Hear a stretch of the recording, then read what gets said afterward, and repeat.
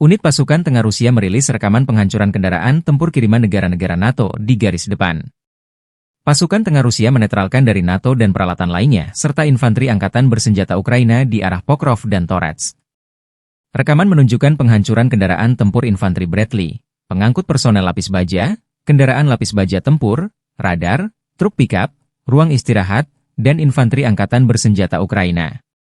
Rekaman kerja tempur efektif para pejuang kelompok pasukan tengah 27 Januari menghancurkan kiriman NATO dan peralatan militer lainnya, senjata, infanteri dan posisi angkatan bersenjata Ukraina selama operasi ofensif aktif di arah Pokrovski dan Toretsky, demikian keterangan video RV Voenkor.